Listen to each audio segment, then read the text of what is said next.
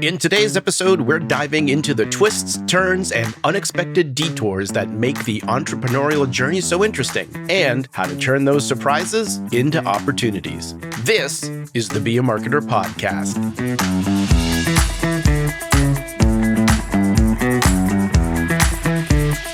Be a Marketer. My name is Dave Charest, Director of Small Business Success at Constant Contact. And I help small business owners like you make sense of online marketing. And on this podcast, we'll explore what it really takes to market your business, even if marketing's not your thing. No jargon, no hype, just real stories to inspire you and practical advice you can act on. So remember, friend, you can be a marketer. And at Constant Contact, we're here to help. Well, hello, friend, and thanks for joining us for another episode of the Be a Marketer podcast. Grateful to have your attention today and grateful to be joined by, yep, you guessed it, Kelsey Carter. Hi, Kelsey. Hi, Dave. How are you? I'm good. Hey, listen, I think we're well overdue and people want to know, how are our ducks doing?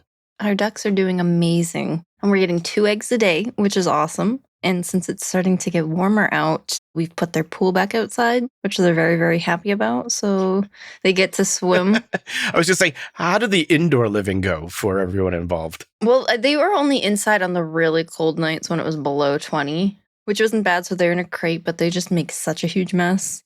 So outside is definitely like the place to be. Next season, we're going to get a heater, though, to put outside so we don't even have to bring them in at all. They obviously love being outside, though, having their space, having their pool. They missed it a lot. They wouldn't go in their pool even if it was like 15 degrees out. So but I gave you some duck eggs, too, so I'm interested to have you try some. I know. I haven't had a chance to try them yet, and they were just given to me yesterday, so calm down, people. But I'm definitely interested in trying those out to see what they are like by comparison, because I don't think I've had duck eggs. Although I could have, I just don't remember. So yeah, so I'm excited to try that. So thank you for those. What has being a duck mom? Has this been everything you've expected it to be so far? Yes, it has. I will say the only thing I wish that they were a little more cuddly now, because as they get older, they get a little more skittish. So that's the only thing is I wish they were a little more cuddly. But other than that, I think it's pretty good. Excellent. Very cool. Very cool. So our guest today has absolutely nothing to do with ducks, but I felt we were well overdue for an update. So we wanted to check in there. Kelsey, what can you tell us about our guest today?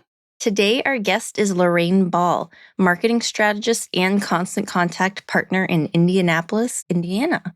She's also the host of the More Than a Few Words podcast, where she has 10-minute conversations with marketing professionals from around the world to provide business owners practical tips and marketing inspiration. Excellent. So I was fortunate enough to be a guest on Lorraine's podcast, not only once, but twice. The second episode is on the way. But Lorraine's a great conversation. She sold her marketing agency Round Peg after 19 years. But after doing that, she really kept those things that were uniquely her and that she enjoyed doing. And so, Kelsey, as you mentioned, the More Than a Few Words podcast, which she started in 2010, that's really the center of her business today. It's how she introduces her consulting services to businesses looking to get better results. And I'm excited for everyone to hear this conversation. We talked about why you can't go wrong answering the questions your customers are asking, why the day you start, you also need to be thinking about your exit, and how automation allows you to move potential clients through the buying process without handling every interaction. So really cool things.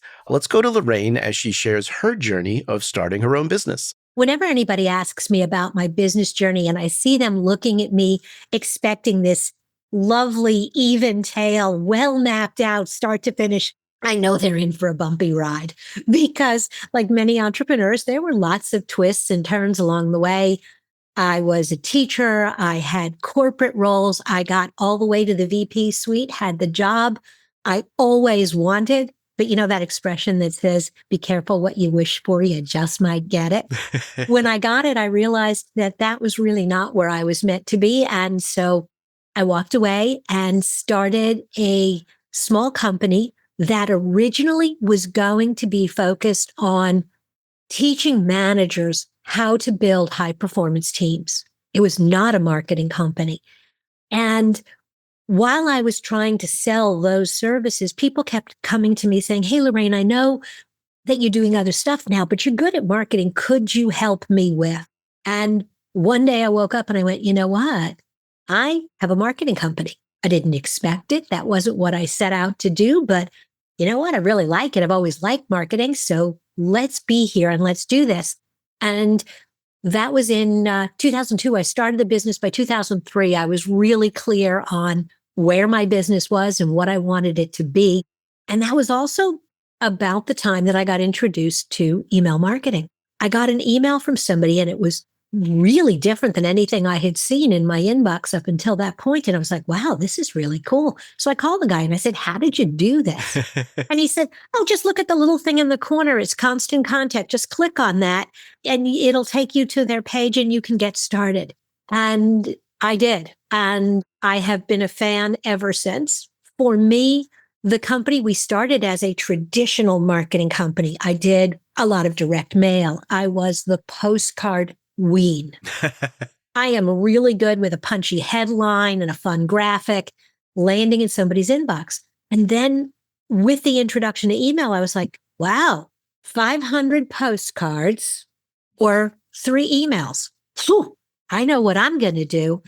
And so that was the first game changer for me. Still did a lot of traditional marketing. And then along comes Facebook and LinkedIn. And again, the game changed and we changed with it because our core clients were and have always been small businesses, 10 employees or less, companies that may be in the startup phase or established, but still in that range where they don't have full-time marketing people on staff. And that was really the role we fit.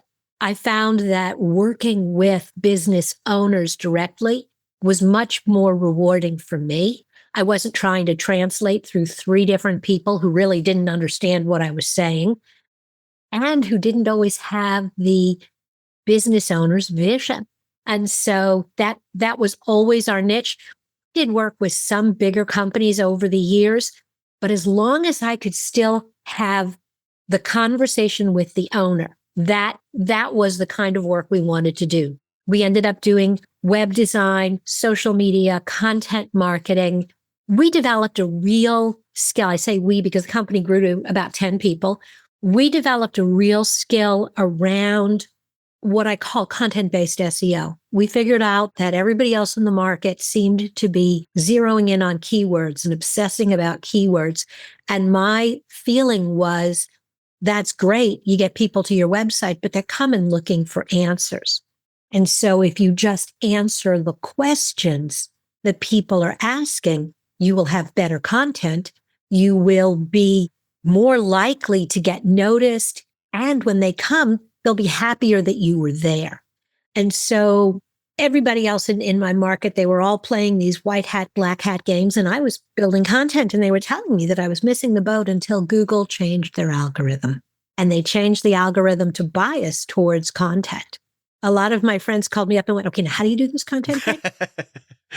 Hey, that thing you were talking about. That thing that you know, and so that has always been the core. And when you start with great content on your website, your email newsletters are a slam dunk. Your social media is a no-brainer because you've got all this rich information that you can break up into little pieces and deliver at the right time. And that was the core of our business. I sold the company in 2021. After 19 years, it was time. I wanted to have a little bit more flexibility and somebody else was willing to pay me for what I built. So bonus. Congratulations to you. That's amazing. Thank you. What I kept when I started going through the journey to sell the business, what I kept were the things that were uniquely me, that didn't make any sense to sell, and the things I enjoyed. So I had been podcasting since 2010. I wasn't going to give that up. I had written a number of small books and I had built a lot of online training. Again, all of that was really tied into me and my expertise. So I formed a separate company where all of that information lived and resided. So when I sold Round Peg, those were not part of the conversation. Got it. Very cool. I love that. So what does the business then look like now? Are you selling anything? Like, what does that look like? The podcast is kind of the center of what's keeping me busy these days. I love it. It's a lot of fun. Like a few pennies from sponsors here and there and things like that. It is a nice way to introduce my consulting services. So what I do these days, in a way, it's full circle back to what I was doing in the early days of my business. I work with companies that have been in business a little while, that have spent money on marketing, and they're not happy with their results. And I will go in, I'll audit their website, I'll audit their email campaign, I'll look at their social media. What I have found is that a lot of marketing companies will offer an audit, but they have a second agenda. No disrespect. I mean, you girls got to eat. If you own a hammer, all the world is a nail. If you're a web design company, every audit is going to end in a recommendation to change your website. If you have an SEO company, every audit is going to end in a recommendation to improve your SEO. When I do an audit for a client, it ends in recommendations that I have no skin in the game. I'm going to tell you based on my experience, your website is fine. You need to improve your SEO. Your email campaigns are terrible, and here's why. Or your email campaign is good, but you need to add some auto campaigns, or you need to integrate something else with it because you're dropping the ball. I'll help develop a plan, which you can take back to your team, back to your web designer, or if you want, I can recommend people that do that work, but I have no skin in that part of the game. So it allows me to be really objective about where you are and what you need to do. Well, I definitely want to get deeper into email and some of the things that you've learned over the years and things you're even doing today. But before we get there, were there any other particular lessons you may have learned during that journey that you think small business owners need to hear today? One of the lessons, it took me a while to learn this. And now, again, anytime somebody asks me about that, I always say that the day you start, you need to think about your exit. Not that you're working on selling it right from the get-go, but what you want to do is build a business that someone will want to buy. And you do that by, number one, building in systems and processes so that the business is replicable, so that every morning you don't walk in like Dory the goldfish going, "Oh, here I am." There should be some replicable systems that, number one, allow you to deliver a consistent level of service throughout the entire time that you run the business. Number two, it allows you to step away from the business. I could go on a 2-week vacation and trust that my team would still keep things running, that web projects would move along because we had a system. You got to be working the business and committed to what you're doing while you're doing it. But at the same time, if you're building that value, the second piece of building that value is reoccurring revenue. If your entire business is built on this idea that every sale is a one-off, it is exhausting. It is not productive. There are businesses that do work that way, but it is really hard, number one, to sustain that while you're in the business, but it is also really hard to convince someone there's any value there when you leave. Remember, I said we were a content house. So we developed 1-year contracts, and we actually had clients that stayed with us 10 and 12 years, which is kind of unheard of in that industry. But we would have a 1-year contract or a 2-year contract, and we could then say, okay, you've been with us X number of years. We had a standard value bundle. We would adjust it for each client. But when I got ready to sell the business, not only did the projectionable revenue help me figure out, do I have enough staff? If I lose this project, can I still pay all my bills? How much am I going to have? And then if I sell more than that, bonus.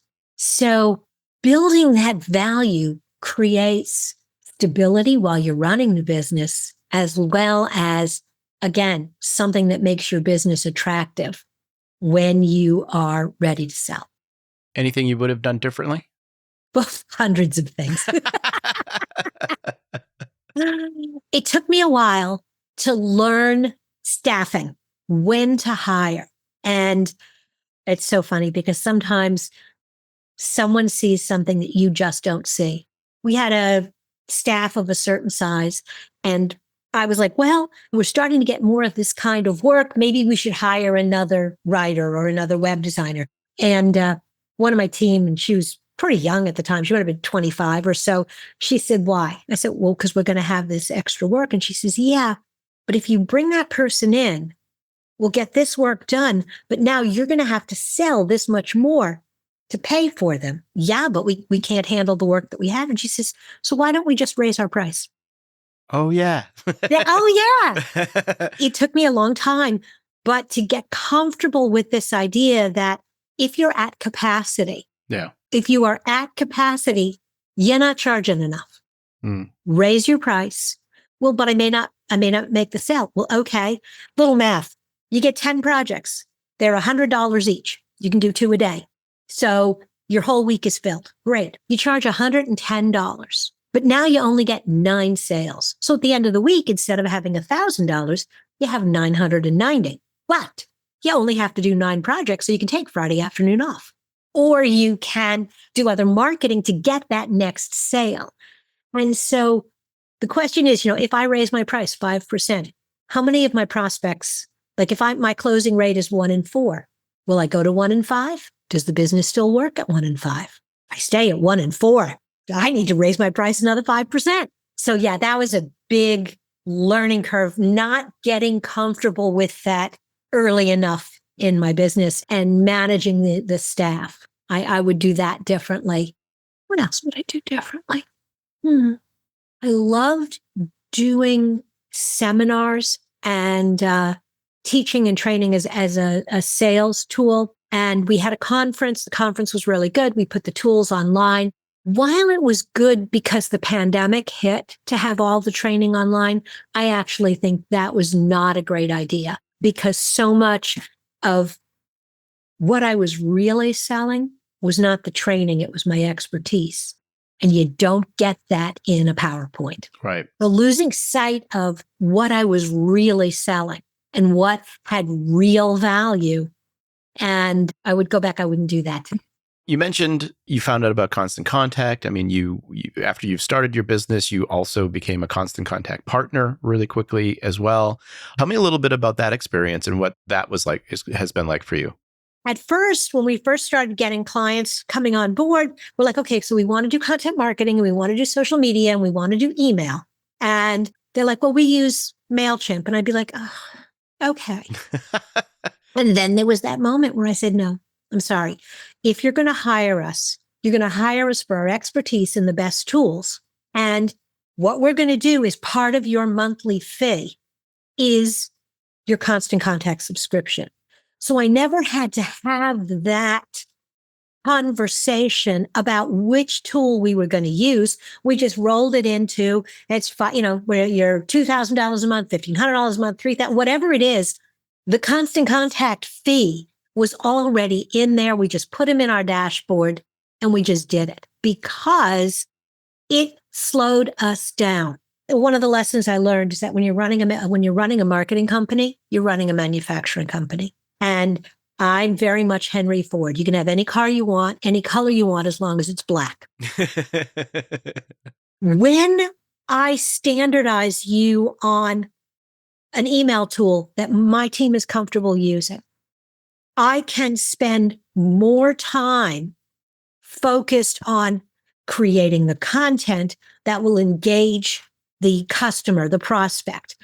If I have to keep relearning how to use a tool or fight with what I consider to be an inferior tool, I don't have time to be creative. I don't have time to really focus on the things that matter. I loved the community that I connected to as a partner. Back in the day, you had some conferences. I went to a couple of the OneCons and I met my entire region. I was in the Midwest region. Some of these people that I met at OneCon 7 and 8 years ago. I'm still in touch with. They are still guests on my podcast. I'm still guests on theirs.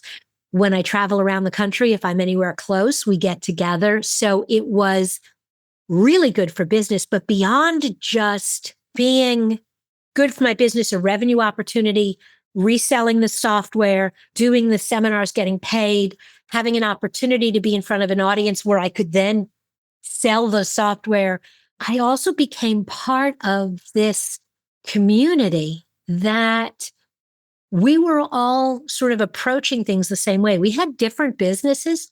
We shared a lot more in common and because we weren't really in each other's backyards, we could brainstorm together without really being concerned that we were stealing each other's ideas. So that was a big part of my journey with Constant Contact as well. And because I've been using the software since 2002, I have gone through the growing pains. But what it has evolved to is just really fun. And it's very productive for me. Well, we appreciate you being a partner, of course, and all you've done over the years to help and build that community, I think, which is just really fascinating. So you mentioned your podcast and how you have people that some of that community that comes under your podcast. Well, tell us about the podcast. How did that all get started?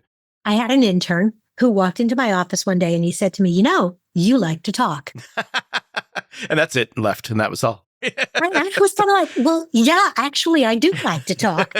And he said, you should have a podcast. And I looked at him, this was 2009, and I said to myself, and I'm sure I said it out loud, what the is a podcast? And he proceeded to explain it to me. And I said, well, that sounds really difficult. He says, no, he says, you've got this iPhone. You can record the audio files on your iPhone and we can just put them up. There are call-in shows you can do. And so we started doing the podcast and it was rough. Oh God, those early episodes are so rough, but it was fun and I could see where it was going. And so we actually started on Blog Talk Radio, where it was really more of a call-in radio show. Yeah. We did them live. So we were doing live and we were live tweeting during the interviews. So you had that whole dynamic going on and it was chaos. It was fine if I had a good guest, but every now and then, and you as a podcast host probably have experienced some guests are better than others. Sometimes you run into a situation. Yeah. And when you're live, you have to do a lot of tap dancing. Yeah. So we shifted away from that. And then that's when I actually turned back to my Constant Contact community. And a lot of my first guests were all of the other Constant Contact service providers that I had relationships with, because these were people that I knew they were articulate because they were all the trainers.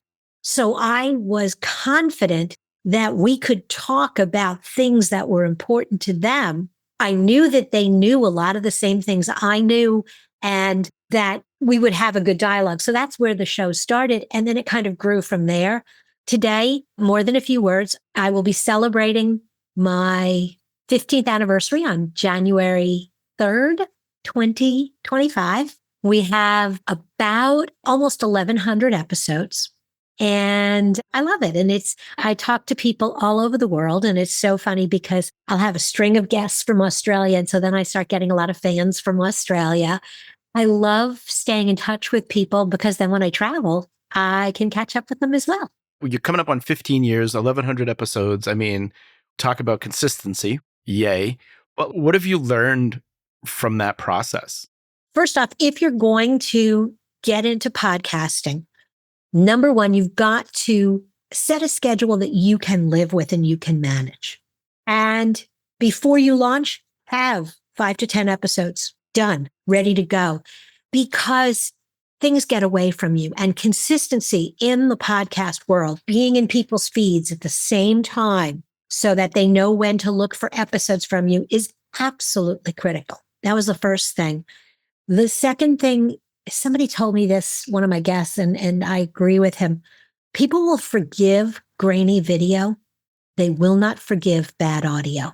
Yeah, the audio is tough. If you have a speaker who has ums and ers in every other sentence, it's like nails on a chalkboard. When I have an episode like that and I have to get in and edit, I can't edit all of them out, and a 10-minute episode takes 2 hours to clean up, I'm hating my life. Being a little bit selective about who you invite to be a guest so that the shows are consistent with what your audience expects, promoting the heck out of it. People may find you on iTunes just by accident, but odds are, if you really want to grow your audience, you need to let people know when you have a new episode. You also need shorts, you need reels, you need just graphic social shares, and you need to share them. And I'm going to go back to, you need to be selective about who you invite as a guest. You need to have people who understand that being a guest on a podcast is a collaboration, that you are not doing them a favor unless you are some Pulitzer Prize winning novelist or an Academy Award winning actor. If neither of those describes you, you need to recognize that when you come on a podcast, it's a collaboration. They're giving you airtime in exchange, not only for the information that you're going to share on the podcast, but the audience that you're going to bring to the show. So when you get the social shares, when you get the videos, tag, reshare, interact, engage with the content. And when I said promote everywhere, I do a weekly newsletter. In that newsletter, I always feature at least 2 episodes of the podcast. The newest one, and because I've been doing this so long, if I'm talking to somebody today about authenticity, I can search my library and find 3 or 4 other conversations on authenticity. We were talking before we got online about reusing content. And so then I will take that I will feature the new interview and then, oh, by the way, looking for more on this topic. And I have 2 or 3 others to choose from. Every now and then I have a miss, but I will tell you, I send my emails out on Wednesday morning. I love looking at my download stats on Wednesday afternoon because I can see a direct correlation from that email to those particular episodes every single week. Let's dig into that a little bit, right? So like when you think about where your business is now, like how are you marketing? Like what are the types of things that you are doing today to market? I guess, do you look at the podcast? Are you marketing the business? Are you doing both? Like, how does that all come together? I share content from the podcast, but almost always what I am linking to, if you enjoyed this episode, sign up for the newsletter. If you enjoyed this episode and want to put something into practice, maybe it's download this white paper. Or if you are curious about how this applies to your business, let's set up an office hour. Let's chat. So the podcast has always been the entry into a larger conversation. Yes, I like it when people subscribe to the podcast because then they're listening to me more often. And then there's a greater chance they'll hear something that makes them say, ooh, I need to work with her. But I don't very often just push from my email newsletter. Here are 2 episodes demonstrating expertise and knowledge on a subject. By the way, here's a link to a class I'm running on this subject. Here's a link to my office hours where you can book a session just to talk about this. And really that's really what the marketing is designed to drive to, is what I want to sell is the consultative services, but everybody and their brother is selling consultation. So much like when all my friends were focused on keywords and I was focused on content, I still believe, and it works. I demonstrate the expertise. I have both my solo shows as well as the interactive, as well as being a guest on shows like this, where people get a chance to go, oh, she's kind of smart. Yeah, I am. Okay, that's a little arrogant, but that's okay. But when you're at a point where what you're selling is you and what's between your left and right ears, you can either be very arrogant, and that's going to appeal to a certain number of people, or you can simply present information that is relevant to your target audience, that demonstrates your core expertise, that makes someone say, I think she could help me. You talked a bit about Obviously, you bring in clients on, you're doing your consulting, and constant contact kind of comes as part of the package when you're doing that. So I guess what role does constant contact play in the strategies that you're developing from a marketing standpoint, either for yourself or for the clients that you work with? What I appreciate about this tool is the fact that it is more than just hey, have a newsletter once a week. I mean, that's a very nice part of it. But where it really always had value for all of the clients that I worked with, and what really made me stay so long was the auto response piece. Because everyone is not your customer. Everyone is not at the same stage in their buying process. Everyone is not interested in the same products and services. So when you get people from all different kinds of ways that they find you, and you dump all of them into one email list, and you send them all the same email every single week, you're going to watch your open rates fall. You're going to watch your engagement fall. You're going to see a lot of unsubscribes. When you start tying different people based on how they come to you to different campaigns, and you start sending them information that is relevant to what they're looking for, it has a level of personalization. It feels more like you're talking to them. People love that. They love that personal. But it also allows you to deliver the right information at the right time. So I have probably, and I've cleaned them up and now I'm starting to expand them again, I probably have half a dozen different auto response campaigns. If you download information on my inbound marketing, then I have 2 or 3 emails that I have set up in a sequence. And the beautiful thing is I don't have to stop and write those darn emails every time you express an interest. If we have a conversation about it, I drop you into that list. If you download the appropriate form on the website, my form on my website is integrated with Constant Contact. Please don't ask me about the technical. It's all just magic. It works. But I have it set up so that when you download this form, you end up on this list. And then I use the auto response that says anytime somebody is added to this list, they get these emails in this sequence. And some people just run through the sequence and maybe they open a few, maybe they don't. Great. But if you click on certain things in those emails, I use the click to join feature. The click segmentation. Click segmentation. And so now I've talked about, hey, I noticed that you downloaded this. That's great. Here's another resource that kind of piggybacks on that. And if you want to talk about it, maybe consider office hours. If they click on office hours and they get to that page, but they don't book an office hour, they're now in a new group. And now they get maybe an additional communication that says, hey, I'm running a special, which I'm running all the time, but it's designed, it's only visible to people who have gotten these other emails and now have clicked. Because now I know they're a little bit more interested. They're at a higher level of engagement. Because I'm not looking for hundreds and hundreds of customers right now, I can take the time when somebody does that, I can do a little stalking. Go look at their website. I can go look for them on LinkedIn.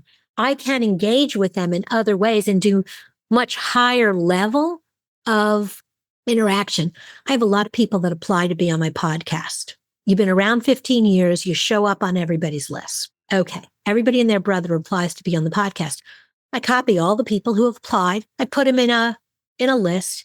They get an email from me that says, hey, thanks for applying. We're working a couple of months out, blah, blah, blah, blah, blah. If you don't open the email, if you unsubscribe right away, you've already told me something. You're not interested in a partnership. I'm not going to waste any time. Oh, look, you opened the email. Oh, you clicked on the links. All right, who are you? And now I have a much smaller list of people that I'm paying attention to. And that works for almost all of my clients. It's really good in the home services industry. It's really helpful in any kind of professional sales, accounting, legal, business coaching. When you have something out there and people respond, and then you kind of give them an opportunity to learn more, who's really learning more? Using that information to then decide, where do you spend your limited time to follow up and communicate? Where are you going to get the biggest bang for your buck? Yeah, I love that way of kind of walking through it a bit, because I think sometimes you don't necessarily get it. There is some work in there. There's some steps in there that you do, but I love having the automated pieces in it too. Allows you to be, people often think when you say like, you want to be personalized. Yes, names, first names, things like that are one thing, right? But I actually think personalization really comes down to being timely and relevant. And because those things are based on the action somebody is taking, right? It's about them doing something that indicates an interest in a specific thing. You're able to, I think, even talk to them more frequently, but you know they're going to be interested in the thing if you take the time to do that. And I love your tip of, and I think this is particularly easy, particularly as you're like building, where you don't have like these huge numbers, but like you can tailor things that you're doing more so to specific people that are taking those actions by just doing a little work in the background.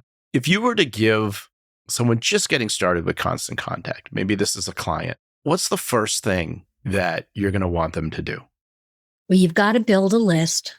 Number one, you got to have people to send it to, but you don't have to wait until you have hundreds and hundreds of people. If you have 100 people in your database, in your contact list, that you feel like you can reach out to because you've had some kind of interaction. And we can go on for hours about why getting the list from the Chamber of Commerce does not give you permission to send an email to every one of those people. That's not what I'm talking about.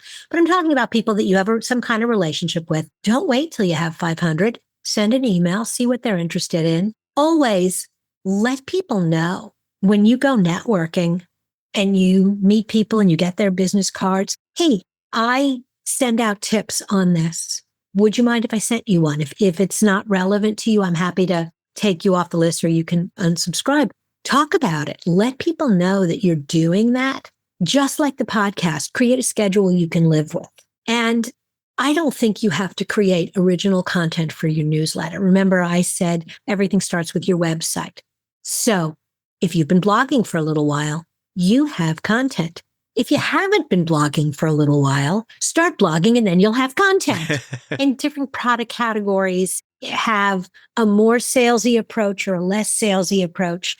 As you're sending it, do not treat one newsletter as if it's the only chance you're ever going to have to talk to people. Keep them short. I used to follow the Constant Contact rule of 2 pictures, 3 links. Keep it really short. The truth is that people have less time, less attention. Well, they have exactly the same amount of time as they've always had. They are less willing to give you their time. Yeah. So I think keep it simple. My favorite strategy is 1 or 2 sentences from an article with a link to the rest of the article. What if they don't read the article? Well, then they weren't interested. And it's okay. Now you know when you shove the whole article at them, did they care? Were they interested? How do you know what to send next week if you don't know what they liked or didn't like in your last email? So those are the kind of things I think I always encourage people to do right from the beginning. Well, friend, let's recap some items from that conversation. Number 1, create automations based on interests. Lorraine highlights the power of email marketing, particularly when leveraging automation to segment audiences and deliver timely, relevant messages.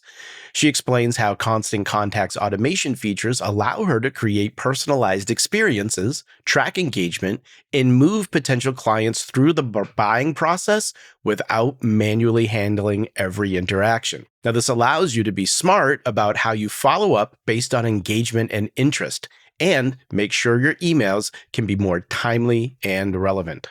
Number 2, use engagement data to decide where to spend your limited time. Lorraine also uses email automation and audience segmentation to identify high-interest leads. When someone interacts with her emails, such as clicking on a link or responding to an offer, she knows they are more engaged and prioritizes them for personalized follow-up. She takes the time to research them, check their website, and engaged with them on LinkedIn to build a deeper connection. Now, for example, when someone reaches out about being a guest on her podcast, she applies a similar filtering system. Applicants receive an automated message, and their engagements determines her next steps. If they unsubscribe or don't open the email, she moves on. If they engage, she evaluates them further, creating a smaller, high-value list of people worth her time. Now, this targeted approach is particularly effective in service-based industries like consulting, accounting, and business coaching, where personalized follow-ups can lead to stronger client relationships and better business opportunities. And number 3, engage your list no matter the size. Now, Lorraine reminds us to start emailing. Don't wait until you have a massive list to start sending emails. Even if you have just 100 contacts who've interacted with you in some way, start engaging with them now. The key is to build a list of people who have a real connection with you. When networking, let people know you share valuable tips via email and ask if they'd like to receive them. Always provide an easy way to opt out, ensuring your list is made up of generally interested contacts. The sooner you start emailing, the sooner you'll understand what resonates with your audience. Here's your action item for today. Implement click segmentation. With click segmentation in your Constant Contact account, you automatically segment contacts based on clicks within your emails. You can also set up automated emails based on behavior to ensure potential clients receive relevant information at the right time, increasing engagement and conversions. As always, more details in the show notes. I hope you enjoyed this episode of the Be a Marketer podcast. Please take a moment to leave us a review. Just go to ratethispodcast.com/BAM. Your honest feedback will help other small business marketers like yourself find the show. That's ratethispodcast.com/BAM. Well, friend, I hope you enjoy the rest of your day and continued success to you and your business.